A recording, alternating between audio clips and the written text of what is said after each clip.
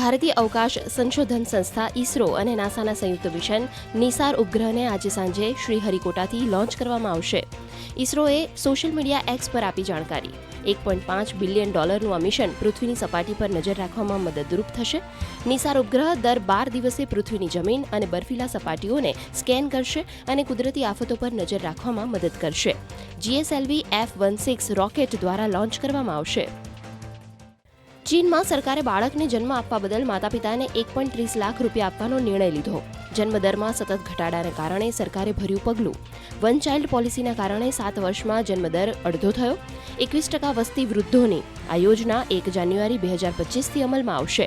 તેમાં એવા બાળકોનો પણ સમાવેશ થશે જેમની ઉંમર હાલમાં 3 વર્ષથી ઓછી છે. અમેરિકાના રાષ્ટ્રપતિ ડોનાલ્ડ ટ્રમ્પે ફરી એકવાર લંડનના મેયર સાદિક ખાન પર કર્યા શાબ્દિક પ્રહાર. સ્કોટલેન્ડમાં બ્રિટિશ પ્રધાનમંત્રી કીર સ્ટારમર સાથે સંયુક્ત પ્રેસ કોન્ફરન્સ દરમિયાન ટ્રમ્પે લંડનના મેયરને ખરાબ વ્યક્તિ ગણાવ્યા અને તેમના કામની ટીકા કરી.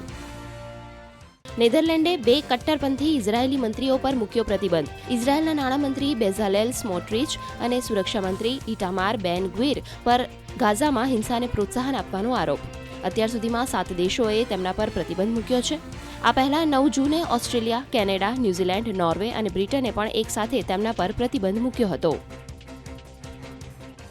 બ્રિટને આગામી સપ્ટેમ્બરમાં પેલેસ્ટિનિયન રાજ્યને માન્યતા આપવાની બનાવી છે યોજના. અગાઉ ફ્રાન્સની આવી જાહેરાત બાદ હવે બ્રિટનના પીએમ સ્ટારમરે કહ્યું, જો ઇઝરાયલ શરતો પૂરી ન કરે તો આગામી સપ્ટેમ્બરમાં પેલેસ્ટિયન રાજ્યને માન્યતા આપીશું.